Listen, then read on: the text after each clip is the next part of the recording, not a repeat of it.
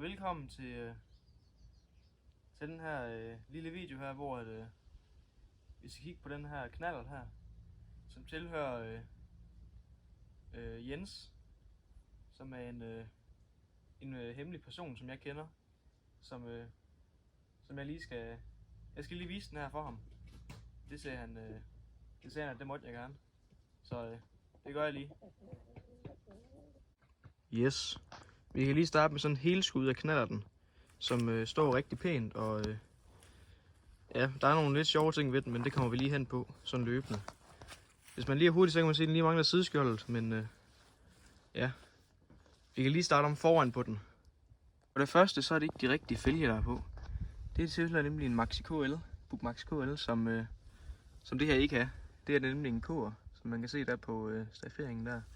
Og så har den nogle rigtig lækre dæk her, nogle 217, og så de er rigtig fine at kigge på, og de er, ja, og så har man jo selvfølgelig navet her, og det står rigtig fint, og så ser man selvfølgelig det første mærkelige, det er, at der er kromskærm på. Det har man selvfølgelig tit nogle gange, enten så har du rød, eller så har du kromskærm. Den har så en af hver, så det er meget sjovt, men og man kan se, at lige har den første singlap her, den sidste, den er bare blevet væk i processen. Men ja, der er lige kommet nogle kyllinger eller høns, eller hvis man lige kan høre det i baggrunden. Og kommer man op til lygten her, selvfølgelig med lidt tape på, det kan man næsten ikke undgå nu om dagen. Og den kan, der er kontakt her, så man kan tænde og slukke den. Og så har man lige den flotte forgaffel her, og styrlåsen, som nok ikke virker. Det er lækkert. Og så en masse kabler ellers, og så kommer man op til styret her, hvor der selvfølgelig er, jeg tror det er forbrems det her. Det er det også. Og så har man selvfølgelig også bagbremse her.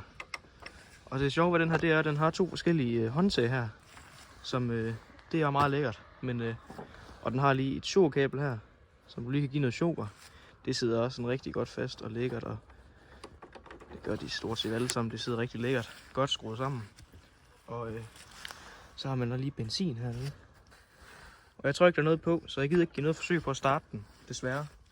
Det kan være, det kommer i en anden video, men ja. Og så kommer man ned til midterstykket, hvor man har den rigtige staffering. På min der står der S, der skal nok komme video med den, det lover jeg.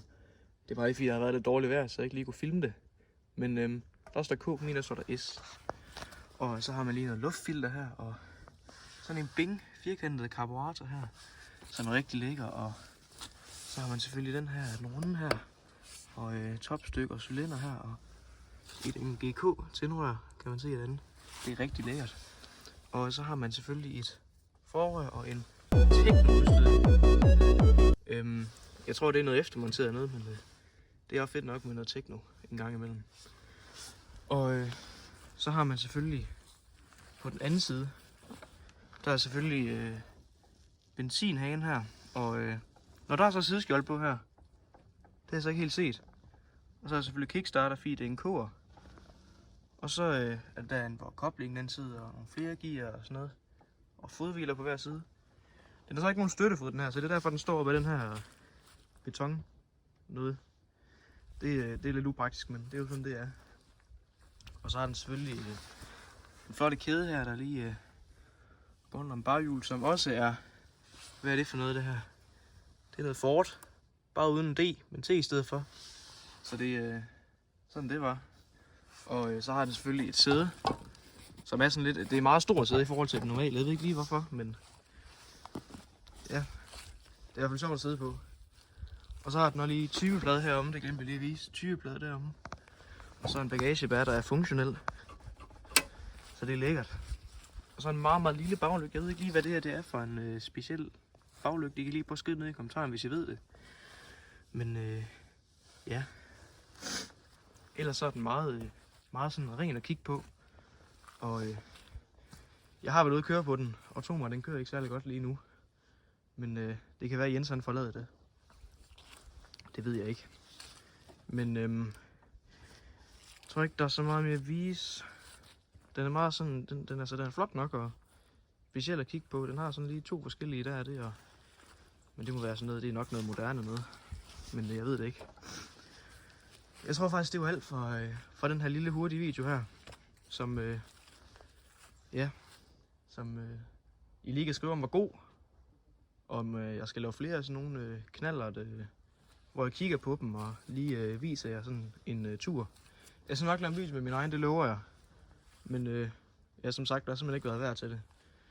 Men ellers så tak fordi I så med, og husk at like og abonnere. Og jeg må gerne trykke på klokken, så jeg lige får noget notifikationer nogle gange, når jeg lige lægger en video op. Så er det lækkert. Men tak fordi I så med, og vi ses i min næste video. Hej hej.